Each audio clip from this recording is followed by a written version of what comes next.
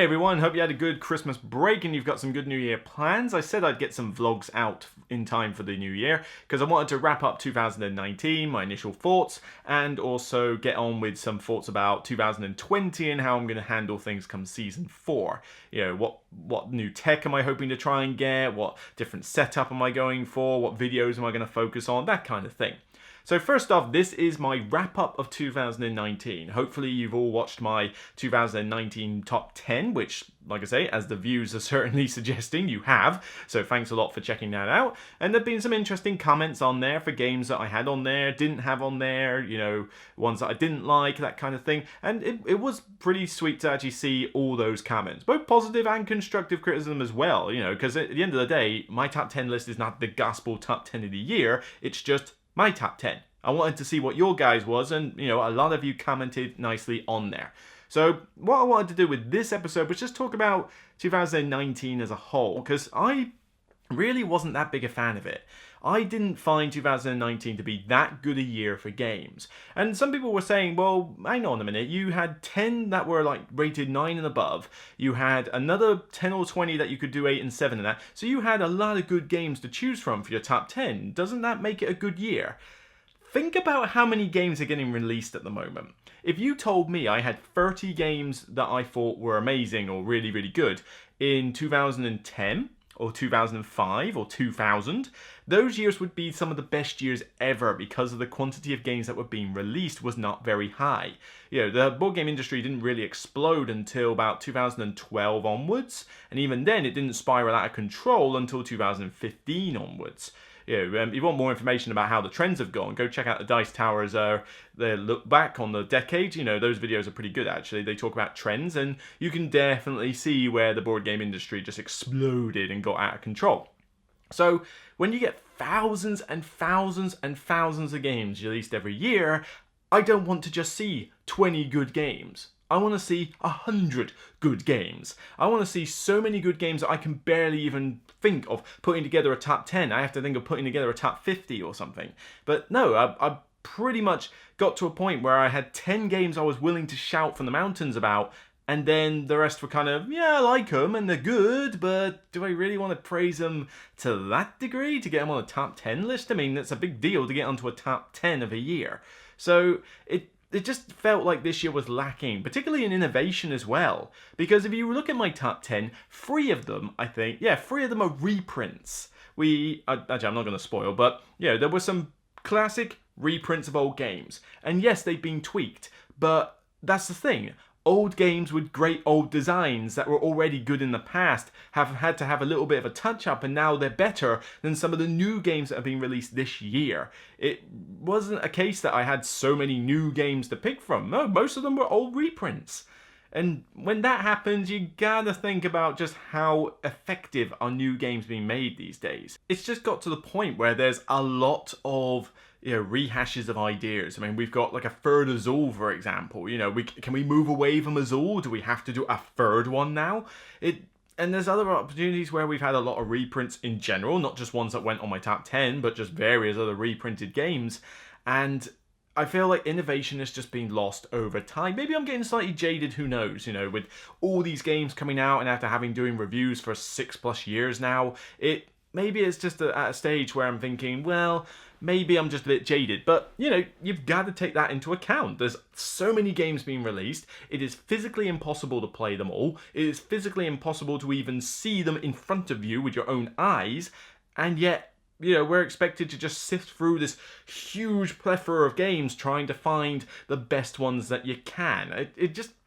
It felt lackluster compared to even 2018, which I didn't think was fantastic, and some other years before. You know, I'm talking years like 2012 and 2015 really being the big years. You know, these were the years where so many good games came out and the thing just exploded. 2012 especially, I think that's probably my favorite year in board gaming. And I wasn't even board gaming at that point. I'd started a little bit after that, or maybe around that point, but the stuff that came out in 2012, to this day, I still think are fantastic games. So it's kind of heading downwards slowly. Not like, oh, I'm bored with board games now. No, that's not going to happen. But, you know, I want to see a pullback on game releases. And we've already had a couple of announcements like that.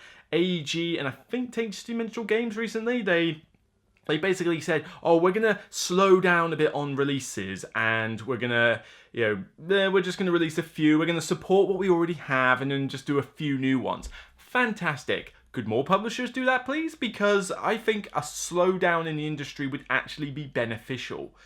Take some time thinking about your games. Really hone in the development time. Because what is happening right now is, in the past, it used to be that people really spent ages on a potato, fine-tuning it a little there. Like, oh, I'm just going to tweak that a little bit. Yeah, there we go. Let's tweak that a little bit. Yeah, it'll be good. Now, it feels like it's literally just grab something out of a bucket and stick it on the wall and find out what stays there. Like, here's a new game, here's a new game, here's a new game, and they just want to pump them out and ready for conventions just to get money in. And I know publishers need to make money, but make a solid game, not just 5 meh ones. I want to see serious development time put into these games, and at the moment I just feel like they're getting rushed far too often. Whether it's Kickstarter or just retail releases, there's definitely evidence this year where a project is not being, fine-tuned to how well it could be, and it's just being chucked out in order to get some bucks in. But I don't know, that's just my opinion. But with 2019, I wanted to go through a few other games that weren't mentioned on my top 10, and I just basically put them into categories, and there are good and bad categories. Come on, we've got to balance things here, the Force and everything. Speaking of which, I didn't mind Rise of Skywalker that much. It was alright. I liked it. I was entertained, even though it's plot hole central. But, it was a decent enough wrap up, and I actually prefer the new trilogy compared to a lot of other people who are sort of like, the new trilogy is garbage. Anyway, I'm getting sidetracked. What am I talking about Star Wars for? So what I've essentially got is 6 topics that I just want to do. Just a top 3 of each topic. So for negative ones, we're talking my worst 3, my disappointing 3, and 3 that I thought weren't stupidly bad, but I think they're overrated. I think that people sort of need to maybe pull their expectations back. But then to contrast this, we have my 3 underrated games, my 3 genuine surprises for the year, and because I've already done a top 10 of the year, I had to find another one, so I put top 3 expansions. So expansions that I think, oh yeah, these ones for me really did improve the basic game quite a bit. So why don't we start off with, let's start with a positive note, eh? We'll do positive, negative, positive, negative, positive, negative, whatever, something like that. So I'm going to start with, let's go with surprises and disappointments first. Okay, so surprises. First one I want to talk about is Point Salad. Point Salad, this little filler game here, I can actually show you it, in fact. Whoop. This is... Then genuinely I didn't think I would get as much enjoyment out of this as I did. I thought, okay, this sounds like a little gimmicky filler game, oh, it's Point Salad, haha, we get the joke. And, the artwork was colourful, but I just thought, how much replay value is this really going to have? I must have played this about 8 times with my parents and brother alone over Christmas. My dad loves this one. He wants me to bring this home every time now. And I'm really enjoying it as well. Simple little filler card game where you're collecting different vegetables, but as you collect the veggies, you're also flipping them over. Sorry, you can either collect veggies or you can collect the Point Salad cards, which is basically the opposite side of the card.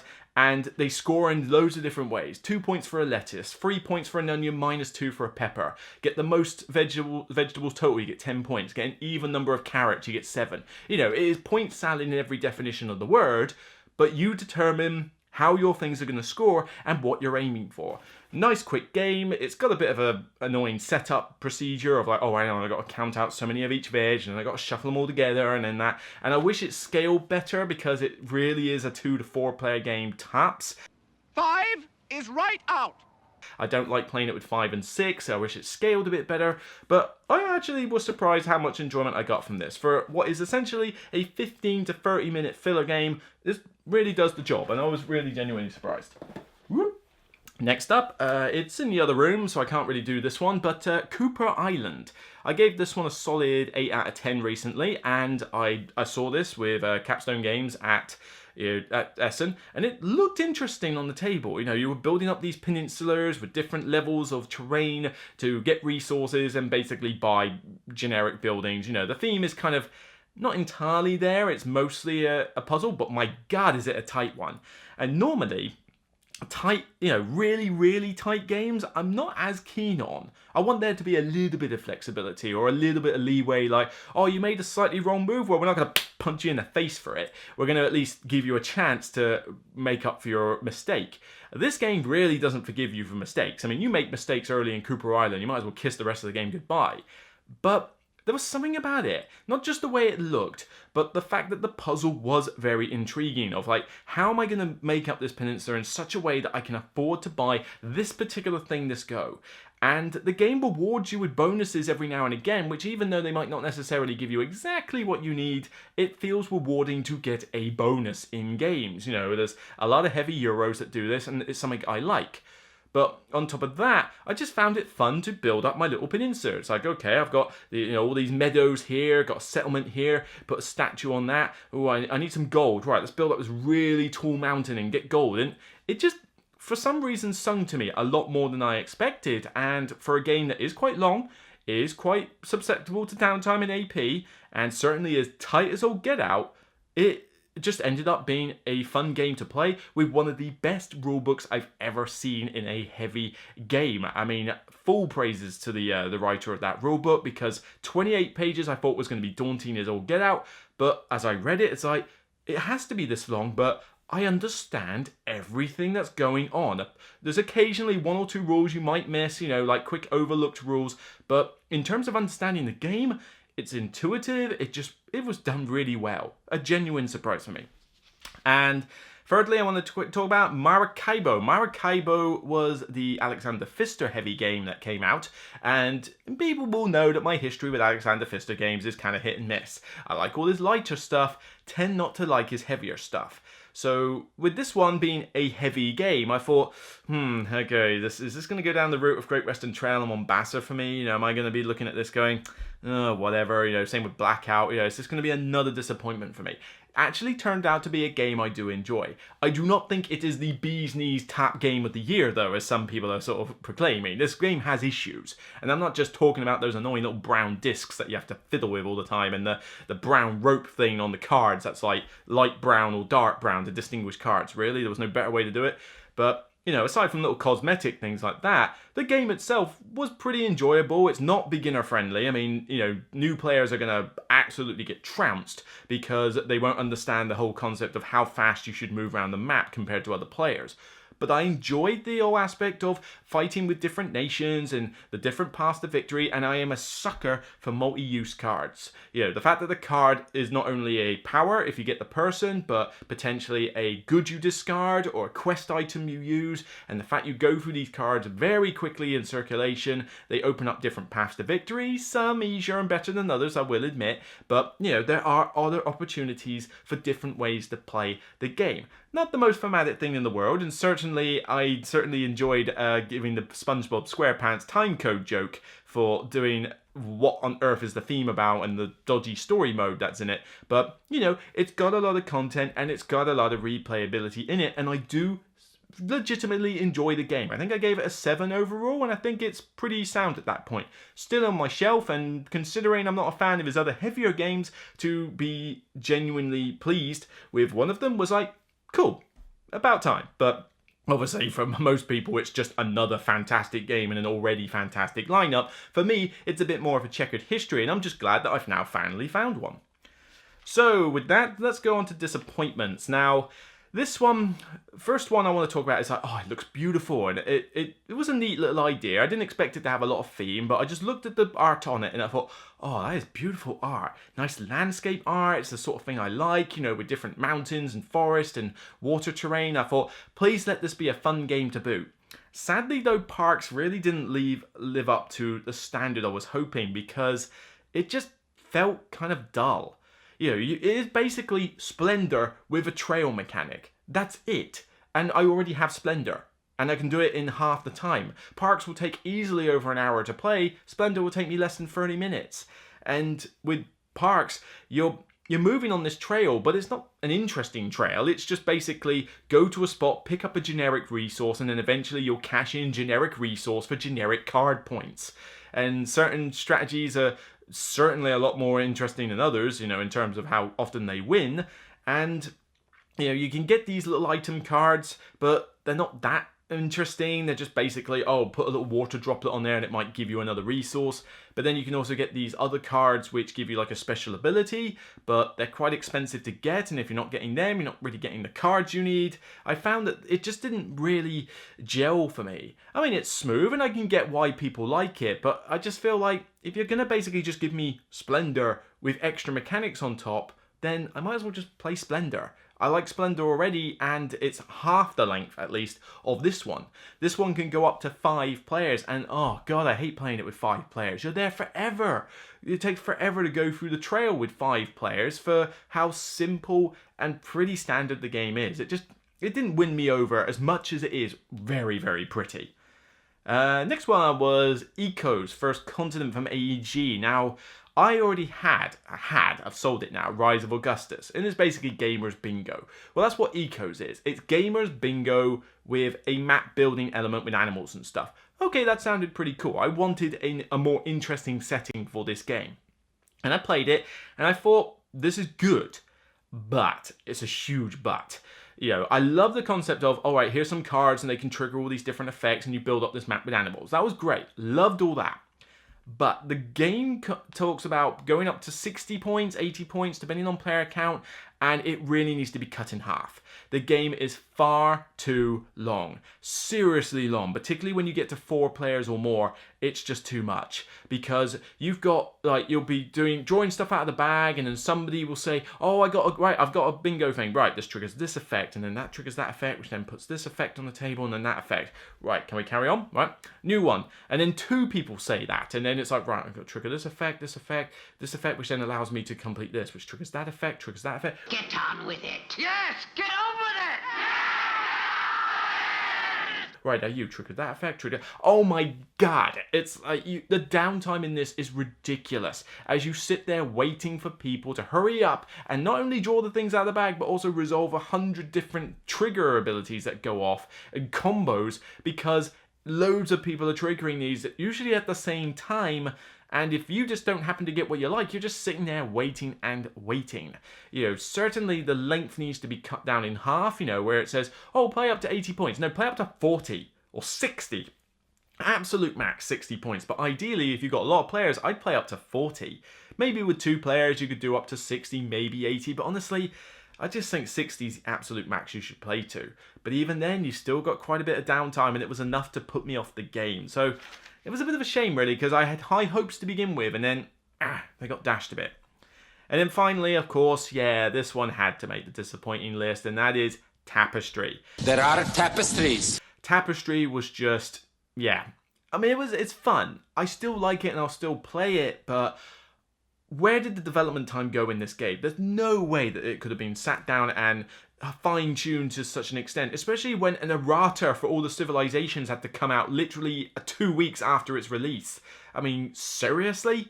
And you know, with all the game balance issues of, oh yeah, you roll dice and this lucky thing might happen, and for you it might be unlucky, and oh yeah, these tapestry cards, right, this one gives me a point if I'm lucky, this one allows you to get multiple resources and points and basically dominate the second half of the game. It's like, seriously, what? You know, some civilizations are just frankly unwinnable. You know, like, you cannot win with these civilizations. They're that bad. It just felt like the balance was all over the shop. And despite being wonderfully produced, probably overproduced in many aspects, you know, it still just didn't give me the feel of a civilization game. It was basically like a tableau building game with some mechanical stuff on it. The theme was not there at all. The theme was just non-existent.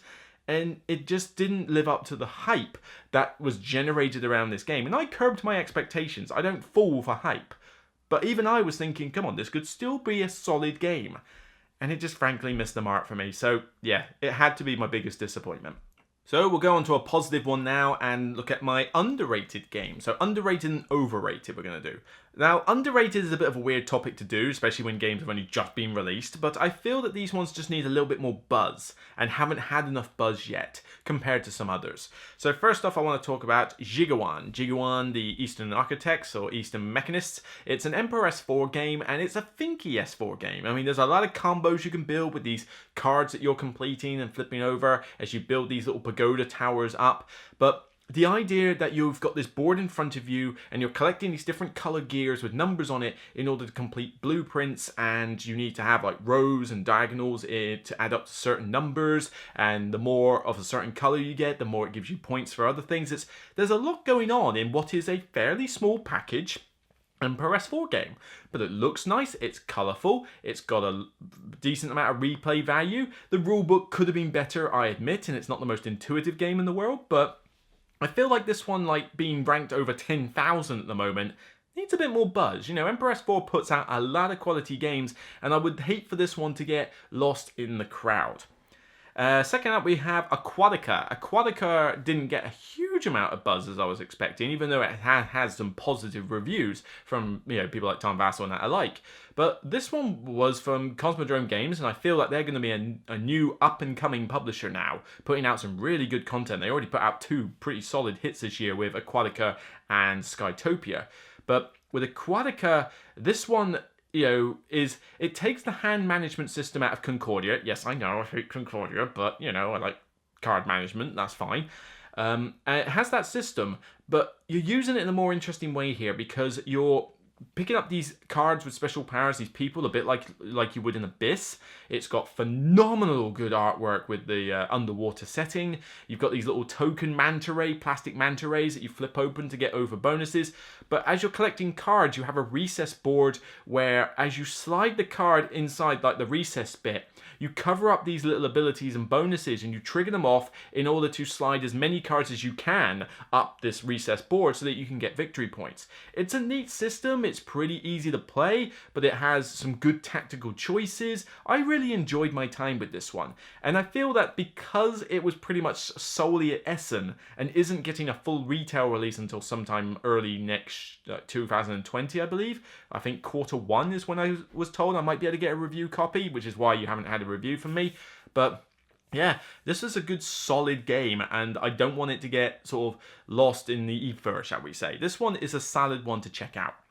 And then my top underrated game, which I feel that it's had plenty of time to get the buzz, and it just hasn't really, and that is Tasty Minstrel Games' Old West Empresario. This is a sequel to, I believe it's in another room, but Pioneer Days. Pioneer Days was a great dice game that was brought out in the previous year. This one is the sequel to it, where you've done all the whole Oregon Trail stuff, and you've settled down, and now you're building up a city. So city building, that's already good fun. But it's got the cool dice mechanic of, you know, all the dice are rolled and you pick a die, and it allows you to trigger effects in your city based on the number you took. So as you're building up this city with lots of different ways of scoring points, you might go, right, well, am I going to focus entirely on 1 or 2 numbers, so that if I draw that number, I get like a huge amount of bonuses triggered, but I gotta hope the number's there? Or do I go for a spread and do, like, you know, every number will give me something but not as much? Am I going to focus on saloons? Am I going to go full Undertaker? Am I going to go Carpenter? Am I going to check out those special scoring buildings? Am I going to be a church like fanatic? There's a lot of different ways to play it. The tactical choices are there. There's still strategy involved. But this one, I feel like, didn't get a huge amount of buzz when it came out. And it's like, no. If you liked Pioneer Days, you should definitely check this one out. And even if you've never played Pioneer Days, I suggest that if you like city building style games and dice, you should give this one a look. It really deserves a bit more buzz than I think it has gotten. So, going from underrated, let's go to, overrated. Yeah, this one's going to get me some hate. Although, to be fair, so's the worst games list, but then it always does. Just because I don't like these games doesn't mean you can't like these games, okay? And I know that there's at least 1 or 2 in fact, all of them actually, are loved by a lot of people, but I just didn't get as much of a kick out of them. So, first up, I'm going to go with Tiny Towns. Tiny Towns is another AEG release, but it didn't really wow me. And there's 2 ways you can play it. And granted, the Master Builder way is better. I find that the best way to play it. But if you play it the general luck-driven way, where you just flip a card off the top of the deck and that determines what material you have, it's just a luck fest. You know, you can't plan ahead because you've got no idea what's going to flip over that deck. And it just didn't feel that interesting. You know, it's city building, which I like, and I like that you've got the different buildings with different effects, but you basically have this board that's too big for the stuff that you're putting on it, because you just put this tiny little cube on there and this giant square, and then once it's done, you plonk a building in the square which doesn't cover the whole like circumference of it. It just looks really weird when it's set out on your board. It doesn't look like, it looks like you've built like 8 sheds in the middle of this giant meadow. It's kind of odd. But I just didn't really get as much of a kick out of this one as I think others did. I feel that if you're looking for a simple gateway level game, I think there's better ones out there. It just, yeah, I was expecting a lot more from this, and I feel like it's just been praised a little bit too high for the way I would have done it. Next one, which one do I think is... I'm gonna swap the two around actually, because I think the first and second place is not bad, but I'm gonna say my second overrated game is Pipeline. Pipeline is an economic game that is getting quite a bit of buzz out there, and I've played it a couple of times, and I just really don't see why. You know, it's got a stark look to it, which is not ugly, but it's not exactly beautiful either. I mean, it's pretty plain. But this was kind of a bait and switch on me, because I thought, okay, this is another economic game. Whoopee. I mean, come on. Yes, I love Predator, but that's a unique economic game. You know, but I thought, oh, great. So what does this one do? Well, you buy oil. Yay. You then tweak oil and then sell it at a profit. Really? We can't think of a better thing than oil these days? But I thought, all right, fine, let's go with it. And then they mentioned, oh, but you have to build these pipelines with the tile laying mechanic. And, you know, as you build the pipelines, you can do things with it. It's like, oh, okay, I'll do it. I'll try this one. I say, sat down, played it, and realized that for this 3-hour, like, plus Euro game, you're basically playing 10 minutes worth of tile laying. Great. Thank you, bait and switch. You know, I was expecting to get more enjoyment out of that tile laying mechanic, and it turned out that it literally is the easiest thing in the world. It takes about 10 minutes of your thinking time, and is ultimately a tacked on mechanic. Because with these pipelines, all you're doing is building up 3 different colors, and the only difference between the colors is, oh, they are, you know, slightly different prices, whoopie-doo. And with all you, it doesn't take much to build up the pipes, because all you got to do is just make them longer. Okay, great. If you can make them loop back on each other, great. But again, we've all played Tetris, we've all played, like, you know, various spatial awareness games. It's not that difficult to do. And most of the time, you'll probably just focus on one pipeline anyway, so you're more interested in just making that one really long. But you've got so many tiles laid out on this board that it's nigh on impossible to not get the tile that you want. There'll be some way for you to get it, and it won't take you that long to figure out which tile it is you need and go grab it. It's then got some questionable mechanics in it, like these special ability technology cards you can get, which is like, oh cool, technologies, I like this. But there's 5 columns, and one of them I don't even think is worth going for, so it's probably 4 columns. But then when you take a technology, not only do you lock the column off for everyone else for the round, there's only 3 rounds in this game, it then locks off another column. So half of the decent columns are locked off the second anybody buys one technology in a single round. What? No! You know, the thing that allows me to be different from you, let everybody have free range of the technologies. Why do you have to lock them off? They're expensive to get as it is, and being denied a technology is pretty damaging in this game. So I don't get why that's in there. It's just too restrictive. But then when all's said and done, regardless of the bait and switch Carcassonne thing and the restrictive text, the game is basically just grab generic oil, do a tweak to it, and sell at generic price. It's just not interesting. I don't get the love for this. I mean, granted, it's not the most complicated economic game in the world, so maybe it's the accessibility thing, but it's not the shortest economic game either. I mean, you're talking minimum 2 hours, and for most people, it will probably take 2.5 to 3 hours, because it does this thing where it lured me in for the first round. I thought, oh, this first round went pretty quickly. Okay. As much as the tile lane's not great, this is going to be a quick game. And then it slows to a crawl in round 2 and 3 as people are triggering all the different pipes and doing all these different transactions. It's like, oh, it's one of these sorts of games, you know, where it's quick to begin with and then quickly grinds to a halt.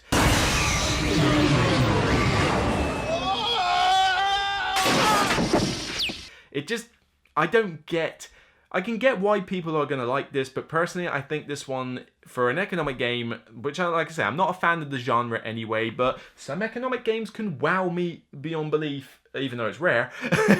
But I just didn't get the buzz for this one.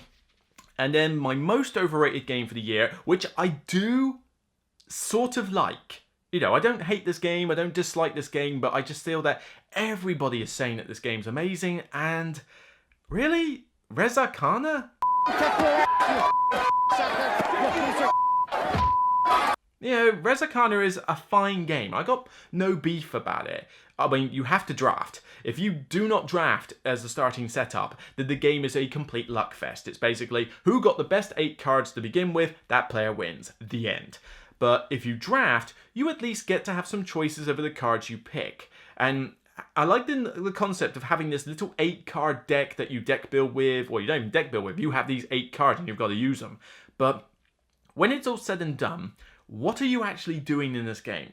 You are in the most generic of generic fantasy magic settings, and you are simply just going, I shall take X and turn it into Y and score victory points. It's super generic.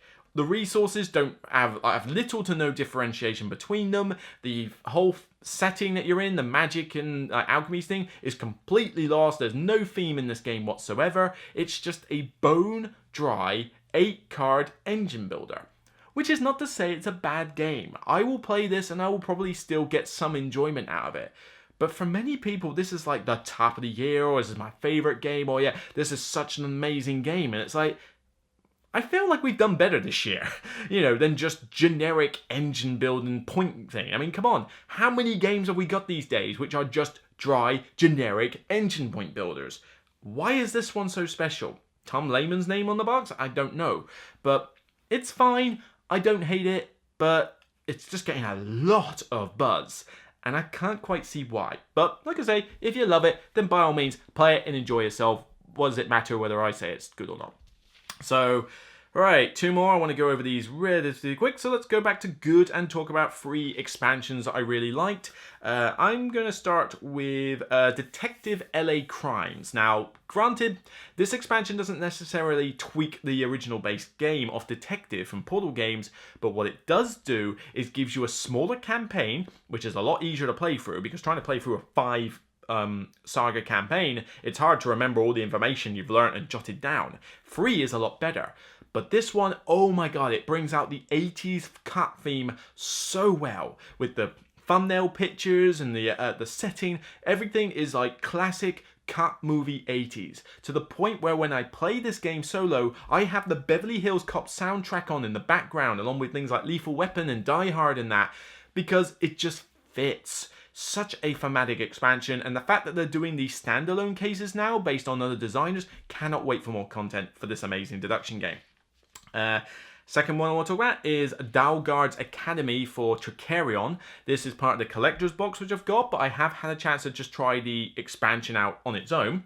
And what this does is that it adds a school academy to a sideboard, where you can build these rooms in there, and you can either augment tricks that you've already got so that they score you more money or have a special ability and stuff like that. But you can also put these classrooms in where you can no longer perform the trick, but you're able to then get like a perpetual bonus income from it, be it money or points. And it's not the easiest one to implement, because obviously you have to get used to a whole new set of rules. But if you're already a boffin on Tricarion, it's not the hardest inclusion to do. But what it does do is that it opens up a lot of interesting tactical choices and extra paths to victory. You know, you can focus a lot on that academy and get some great endgame scoring fame. But then even just putting a couple of classrooms in and getting a nice income bonus. Or maybe you're going to focus on that the whole game. You know, it's like, you know what, I don't need to perform at the theatre. What does it matter? I'm just going to teach students all these different tricks and get a perpetual income. It's feasible. It could feasibly work, or at least it will be fun to do. And augmenting the tricks can open up new possibilities. Like, I had a character in our test run where I think she got extra bonuses for doing the trick combos, whatever they are, the trick links. And I augmented 2 of my tricks. I only used 2 tricks the whole game, a starting one and another one. And what I did was that I got a bonus to it, which meant that I could rotate the trick counters whatever way I liked on both tricks So combined with that player power, it gave me such a good combo to use where I was trying not to perform anything. I didn't care about performing at the theatre, but I was determined to get my tricks loaded all over the different theatres in whatever combination I chose to get trick link bonuses. It was an interesting path to take, but that's what this expansion does. It opens up new opportunities in what is already a fantastic game. And then thirdly, I want to say Western Legends Anti-Up. Whew, you thought it was a sandbox before? Ooh-wee, it's a sandbox now. Yes, you've got more characters, more weapons, more things to do. You can now do high stakes poker. You can now go to a different city. You can rob the train that's like there. You know, you don't just have to deliver cattle quit. The train could be a passenger train. It could be an army train. There's loads of new content that this extra expansion adds. I've even got this play map for it, which is like ridiculously huge, like it would cover this entire screen if I was to hold it up. But it's wonderful. I mean, the original game already had a lot of content in it, but it's like, we need a little bit more here. Now it's like, it's an epic Western game when you throw in this expansion with all these different paths to victory that you can now try and do, or even just tweaks to the old one. You know, you've got new cards that you can throw into the deck with the poker cards, and it's just more content, but all these different things that it adds. It's not just like, oh, we've added one or two little things you can do. No, it fundamentally expands what is already a pretty expansive game, and it's definitely my favorite expansion of this year. And so we'll end on a negative note, it seems. We'll end on my worst games of the year. Now, when I say worst, I don't mean that in the gospel truth, these games are garbage. Okay, for some people these are fantastic games, and I am not simply saying, oh yeah, here's Monopoly Deal, the card game, is my worst game of the year. No, because if a game looks like it's really that bad, chances are I haven't even played it. These are games which some people do rate pretty highly. Well, actually, I'd say one of them I don't think people rate that highly, but two of them are like loved by others. But for me, they didn't just disappoint me. They didn't just like make me go, it's alright, but I've said better. No, I just actively did not like these games. So third place, I'm going to say Thieves' Den. Thieves' Den was this light game I played at a HandyCon session, and it's people were saying, oh yeah, this kills Lords of Waterdeep for me, despite the fact it's got nothing to do with Lords of Waterdeep, but whatever. It's a generic fantasy setting, it's got no theme whatsoever, but all you are basically doing is plopping workers onto different locations that other players have got that you draft and collecting generic resources to turn into generic points. Again, it's just the whole generic thing with it. But on top of that, some of the aspects are a little bit broken in a sense, because for the most part, it's basically Splendor. Collect these generic resources and then cash them in for these cards that are worth points. It's Splendor, but made more complicated. Why do I need it when I've got Splendor? But on top of that, the drafting mechanic that goes round, there's points that you can score for collecting locations with certain symbols on the top. But the turn order for the drafting is done by whoever is in last place, I think goes first, or something like that. But you could be in second to last place and still go last, which means that it's not balanced as to whether you're going first or second or whatever in a round, and it's pretty important as to whether you get first and second in turn order. It's pretty powerful to have that bonus. On top of this though, if you have the objective, oh, I need to collect these two symbols in order to get points, the person to your right or left, if they're passing to you and they happen to have an objective that is the exact same, well, not exact same, but is collecting one of those symbols as well, then you might as well kiss your point gathering goodbye, because they are not going to let you get those because they will nab it themselves. Always. There's no reason not to. So you are literally screwed out of this game by nothing other than random turn order. Yeah. Nah, was not a fan of this one. I don't think it's had a lot of buzz. I honestly am not a fan of it. You know, I just thought, yeah, this was a waste of my time. Not a fan. Thieves' Den. My second worst game of the year was... I feel bad for talking about this one, but I love this guy's games, okay? I mean, I play almost all of his other games. His first game was a bit of a dud, but I've not played the second edition version. I have loads of his games. I have Lisboa, I have Gallerist, I have Vinhos, I have Kanban. I think they are all fantastic games. Vital Lacerda does great stuff, and I am looking forward to getting On Mars in the post when the Kickstarter fulfillment goes. Although, do I call that a 2019 game or a 2020 game? We'll have to see. But I'm looking forward to it. However, no designer is perfect. CO2 was a dud. And this for me was a big dud. And that is Escape Plan. I really did not get on well with this game.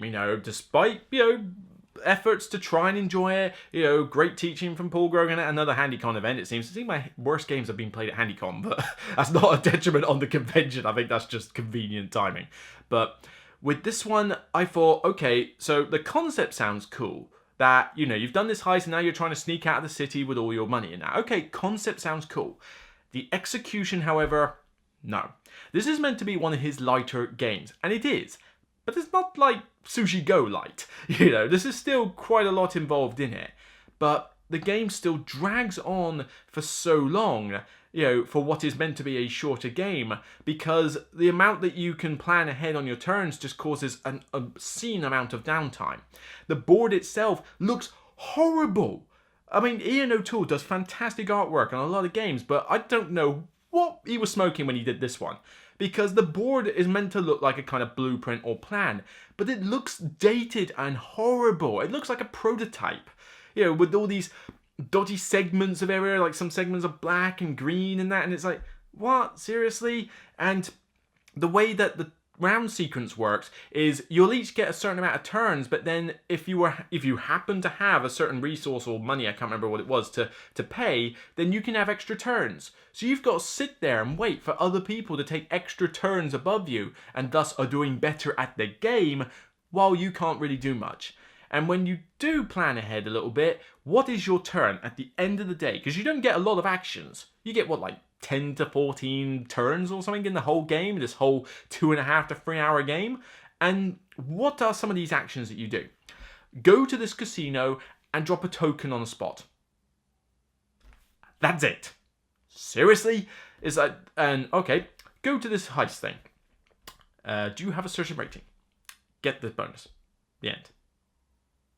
Wow.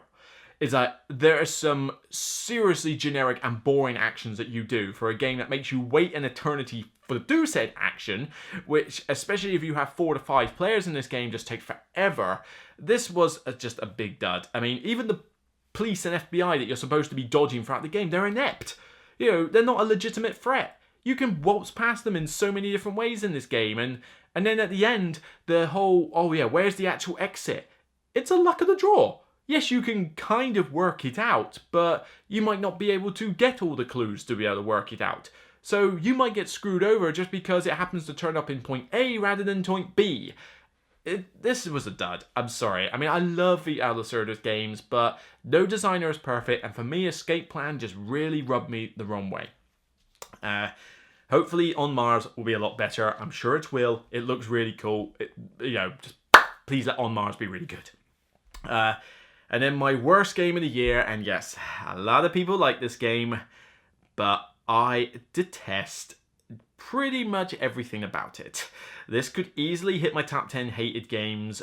Maybe it's not as bad as that, but, really don't like this one. Barrage. Yeah, I'm sorry. What happened with this game? I don't care if you bought retail or Kickstarter. What happened? This, for starters, looks horrific. The cover is not particularly interesting. Look at this muted, foggy background with a couple of Tesla coils in it. And then the board looks horrible and muted. The components are a joke. An absolute joke. Most of your stuff is all browns and greys and horrible, not colourful at all, not interesting. You've got what are supposed to be, I think, cement mixers and excavators, which the meeples not only are done in such a way that it's now impossible to tell which is the 1 unit and the 3 unit and the 5 unit, it's also, what kind of excavator and cement mixer looks like these? They look like Space Invaders. Who greenlighted that as a component? It's rubbish. And what is up with that wheel mechanic? Oh, that stupid wheel. I like the mechanic. It's a good, genuine mechanic. That you put the workers and your project on this wheel and you spin it round, and when it goes all the way round, you get the project built. So the faster you can spin it, the quicker your projects resolve. That's good. That's my legitimate good thing about this game. Why does it have to be the most flimsy and frustrating component ever to work with?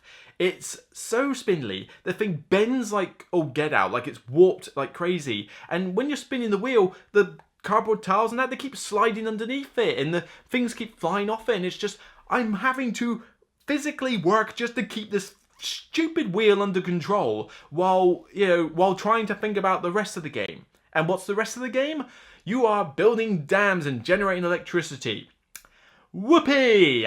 Seriously, why is it so hard for these people to come up with decent, interesting settings for heavy Euro games? Porter, much? Seriously? Oh, crying out loud. But in fact, yeah, Porter's kind of like the diametrically opposite thing to this. It's like supremely colourful with an interesting theme and strong theme. This one is like, yay, I'm building dams, and these horrible looking water droplets are on there, and they just trickle down and they'll go into my little electricity generator, and I'll get a little bit of electricity for some points. It's, oh god, it's so boring. But on top of that, it is super mean. I mean, this one isn't the game punching you in the face, which it already does do. It's everybody else slamming, punching you in the face. Because you might have gone, right, I've had to spend most of my turn to do this, but I can build this dam here. Or I can build this conduit factory or whatever here. And then somebody else afterwards can just happily go, well, that's a pretty neat thing you've built there. Allow me to build this thing right there. Now I get to suck all the water and you don't get diddly squat. It's like, it is super mean. You are outright screwing other players right royally in this game. And in a game which takes over 3 hours and wants you to put all this effort into like doing all the worker phase and spinning that stupid wheel to then get screwed out at the last minute because some Burke happens to just have the resources to build and he chooses to build on your spot rather than go somewhere else. It's, oh my god, it's frustrating. You know, and I mean, that's happened to me in one game. In another game, I just see it happen to others, and it's just like, I can feel your pain of how bad that is. But even then, the whole concept of generating electricity to get victory points. The first game I played of this, I was playing the Germans, and I used their board. I pretty much only generated enough electricity to not get negative points, so I barely put in any effort on that front. The rest of the game, all I did was build everything on my board. Just built everything off the board because I noticed it had a lot of tick over victory point generation in it. I won the game. How? You know, I was only a few points ahead of second place, so it was a tight win, but I literally won the game by doing something that the game is actively saying you're not doing. You know, the game is about building dams and doing the factories and getting electricity, not about randomly building stuff on your board. So the fact that I was able to win doing that just didn't make sense. Now granted, maybe I was only able to do that because it was people's first game and I was playing the Germans. Maybe that's something that will never repeat, but it happened. It happened, you know, and I didn't have to put in that much effort for it, you know, because people can't stop me building, you know, apart from going on worker spaces. It just, it was too long, too mean, looks horrible. Boring theme, whatever theme there is in this game. Horrible components. Whether they improved it in the retail release, I don't know. I don't really care. The Kickstarter was just a shambles if that is raw production quality. And I know I'm not alone on this. Whether you agree with my opinion as to whether Barrage is a good game or not, you have to accept that the art and the components in this game are a shambles. And even fanboys of this game have admitted that. You know, regardless of whether they love the game mechanics. And if you do, fair play, go and play the game and have fun. That's the main thing. But even you're admitting that the components aren't that great. So this isn't a solo opinion on this one. But I just really dislike this one. It was 3.5 hours or something of my life that I want back. You know, and I was enjoying the This Is Not GridCon convention or whatever it was. And I liked it for the most part. And I liked the company I was with. But the game was horrible. Everybody goes mad with this designer stuff, and you know, and some of this stuff's been alright, but not great. But yeah, honestly, I don't get this one. I really don't get the love for this one. I just think boring, too mean, too long, too underproduced. There's so many better heavy Euro games. Pick one of them. I don't know, but like I say, not a fan. So yeah, that's a bit of a sort of little wrap up of 2019. Hopefully there's some games mentioned that weren't on the top 10 that you wanted me to talk about. Granted, you probably wanted me to talk about them in a more positive light than a negative light, but, you know, like I say, good and bad. I didn't think this year was that great, but there were some genuine surprises, there are some games that I feel need more buzz, and there were 10 fantastic games that I did on my top 10 list. But of course, there was a lot of games that disappointed me, that didn't live up to the mark, and just outright angered me. So it's like, there are some games like that. I'm hoping that 2020 will be a more solid year. So that's it for me. I'll see you in 2020. I will do another vlog to talk about what I'm doing in the next, season 4, ideas that I've got.